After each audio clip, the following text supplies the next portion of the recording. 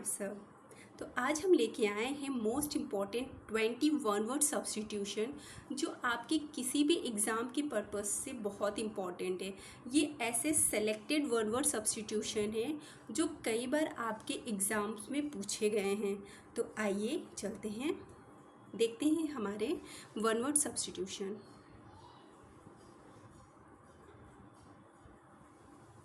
जैसे कि पहला वर्ड है हमारा पेनासिया, जिसे देखा जाए तो हम कह सकते हैं a solution for all difficulties और डिजीज़, जिसे हम हिंदी में कहते हैं रामबाण इलाज। ऐसा सॉल्यूशन जो आपके हर डिफ़िकल्टीज़ या आपके हर डिज़ीज़ का सॉल्यूशन हो, उसे हम क्या कहते हैं? पेनासिया। नेक्स्ट देखते हैं epitaph, an inscription on a tombstone in the memory of the person who has died। Inscription एक ऐसा लेख जो टॉम्बस्टोन, जो जब कोई व्यक्ति मर जाता है तो उसका जो समाधि बनती है, मोस्टली ये समाधि आप क्रिश्चियन और मुस्लिम में देख सकते हैं, तो उनकी याद में उनके उस टॉम्बस्टोन पे जो कोट लिखे जाते हैं उसे ही हम एपिटाफ कहते हैं।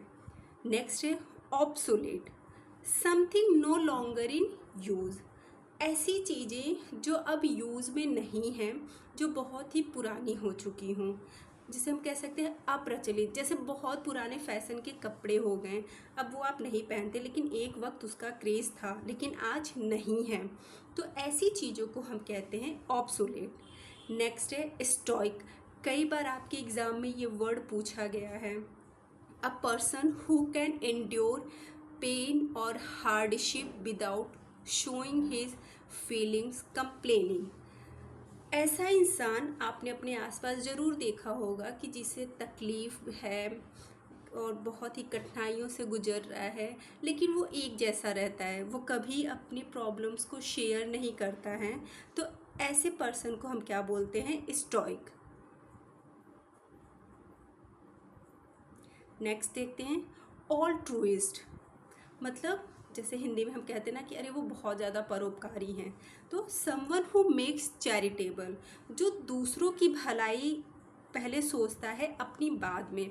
अगर वो किसी को मुसीबत में देखता है तो बिना अपने बारे में सोचे कि इसमें मेरा क्या नुकसान होगा या मुझे भी चोट लग सकती है, ये सब चीज़ें नहीं सोचता, वो उसकी हेल्प के लिए हमेशा आगे रहता है।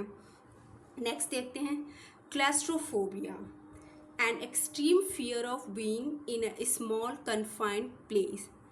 ऐसी छोटी जगह है जहाँ पे, जैसे कि आपने देखा होगा बहुत सी ऐसी गुफा होती, बहुत छोटी छोटी प्लेसेस होती हैं अंदर जाने के लिए। तो ऐसी जगहों से जो इंसान डरता है उसे ही हम कहते हैं claustrophobia. Next illegible, hand writing which is difficult और इम्पॉसिबल टू रीड। ऐसी हैंड राइटिंग जिसे पढ़ने में बहुत कठिनाई होती है या फिर तो पढ़ा ही नहीं जा सकता है। तो बताइएगा आप लोग कि एलिजिबल का बेस्ट एग्जाम्पल क्या है? जैसे ठीक है, तो ऐसी चीज़ों को हम क्या बोलते हैं? एलिजिबल बोलते हैं। Next inaudible, something that can not be heard, जिन्हें हम सुन नहीं सकते। कभी आप कॉल पे बात करते हैं तो किसी की आवाज़ नहीं आती है, तो आप बोलते होंगे ना कि आपकी आवाज़ नहीं सुनाई दे रही है, तो आप यहाँ पे ये वर्ड यूज़ कर सकते हैं कि यू आर नॉट ऑडिबल या फिर inaudible. Accomplice, a partner in crime. देखिए, एक तो पार्टनर होते हैं, एक फ्रेंड्स होते हैं, एक एकॉम्प्लिश होते हैं। अगर नॉर्मल हम पार्टनर की बात करें तो आपके साथ जो आपके दोस्त यार होते हैं वो होते हैं, लेकिन एकॉम्प्लिश बोलने से ये जाहिर होता है कि आपने कोई क्राइम किया हुआ है, उसमें आपका जो साथ दिया है वो पार्टनर क्या कहलाएगा? एकॉम्प्लिश कहलाएगा। सह अपराधी, मतलब आपके साथ मिलके किसी ने कोई गलत काम किया हुआ है तो वो आपका सिर्फ पार्टनर नहीं कहलाएगा, वो क्या कहलाएगा? एकॉम्प्लिश कहलाएगा। Fastidious, one who is difficult to please. जैसे कि छोटे बच्चों को ले लीजिए, बहुत ज़्यादा ज़िद्दी होते हैं वो, उन्हें मनाना तो समझ लीजिए कि ना के बराबर होता है, बड़ी मुश्किल से वो मानते हैं। तो ऐसे लोगों को क्या कहते हैं? हम फैस्टिजियस कहते हैं। Next ambidextrous, use the left hand and right hand equally well. अच्छा, आप लोगों ने 3 इडियट देखी है ना, उसमें जो वायरस होता है वो अपने दोनों हाथों से लिखता है। तो ऐसे ही लोगों को जो अपने दोनों हाथों का इक्वली यूज़ कर सकते हैं उन्हें ही हम क्या बोलते हैं, एम्बीडेक्स्ट्रस। तो आप ऐसे याद रखिएगा, तो 3 इडियट में वायरस है वो क्या था, एम्बीडेक्स्ट्रस था, मतलब वो अपने दोनों हाथों से लिखता था।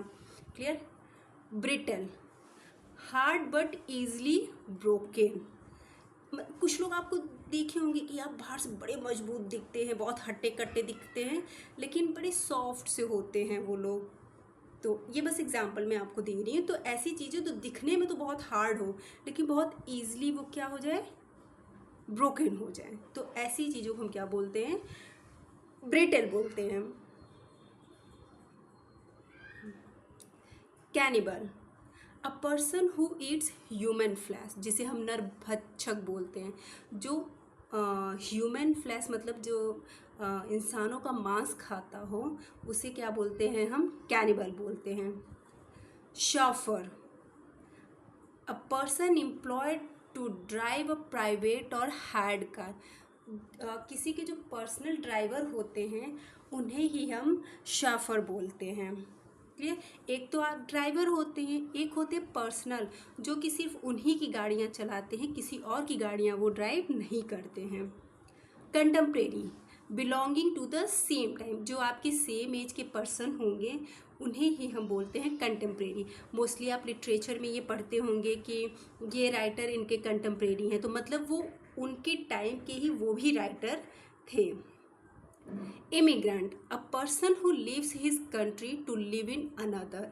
कोई एक ऐसा इंसान जो अपने देश को छोड़ के किसी और देश में रहने गया हो, उसे क्या बोलते हैं, इमिग्रेंट बोलते हैं। Exonerate, to free somebody from all blame. कोई बहुत बड़ा क्राइम हो गया हो और उसे जेल ले गया हो, और जेल में फिर ये साबित हो गया हो कि ये क्या है, ये इसने ऐसा कुछ भी नहीं किया है, तो ऐसे सिचुएशन को हम क्या बोलते हैं, ऐसे इंसान को हम क्या बोलते हैं, जिसे हर दोष से मुक्त कर दिया गया हो, एक्सोनरेट बोलते हैं। एक्सटेम्पोर, अ स्पीच और a presentation made without previous preparation. बिना तैयारी के, मतलब अचानक से कोई सेमिनार हुआ और अनएक्सपेक्टेड आपको किसी ने बुला लिया स्टेज पे और बोला कि आप इसके बारे में स्पीच दे दीजिए। अब आपने उससे पहले तो वो तैयार नहीं किया था, कोई प्रिपरेशन नहीं की थी कि मुझे ये स्पीच बोलना है, लेकिन वहाँ पे आपने बहुत अच्छी स्पीच दे दी, तो वो क्या कहलाएगा, extempore. Gregarious, an animal that lives in groups. वो जानवर जो झुंड में रहते हैं उन्हें क्या बोलते हैं, ग्रेगेरियस बोलते हैं। Lexicographer, a person who rights and edits dictionaries.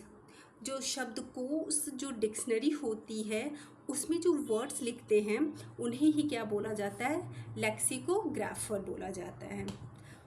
उम्मीद है आपको ये सारे वर्ड अच्छे से समझ में आए होंगे। ये बहुत से एग्ज़ामों में बार बार ये वर्ड्स पूछे गए हैं, तो आप इन वर्ड्स को अच्छे से तैयार कर लीजिए, इनकी रिवाइज़ करिए ताकि ये आपको अच्छे से याद हो जाए। Thank you.